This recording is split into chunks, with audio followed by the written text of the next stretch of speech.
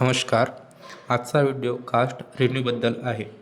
12वीनंतर सर्व विद्यार्थ्यांना MBBS किंवा इंजिनिअरिंग सारख्या अभ्यासक्रमात ॲडमिशनसाठी व्हॅलिडिटीची आवश्यकता असते.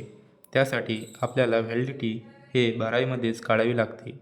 पण त्याआधी लक्षात घ्या की तुमची जी कास्ट आहे ही जुनी तर नाही, कारण काही मुलांची कास्ट ही जुनी असल्यामुळे त्यांना व्हॅलिडिटीसाठी अर्ज करता येत नाही.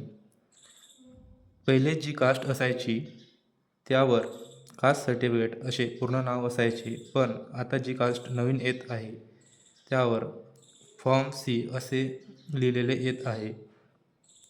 तुम्हाला तुमची कास्ट ही फॉर्म C मध्ये आहे की नाही हे पाहायचे आहे. नंतरच व्हॅलिडिटीसाठी अर्ज करायचा आहे, नाहीतर तुमचा अर्ज रिजेक्टसुद्धा होऊ शकतो. जर तुमची कास्ट ही कास्ट सर्टिफिकेट असे नाव असेल तर तुमची कास्ट तहसीलमधून रिन्यू करायची आहे. त्यानंतर व्हॅलिडिटीचा अर्ज भरायचा आहे. माहिती आवडली असल्यास चॅनलला सबस्क्राईब करा. धन्यवाद.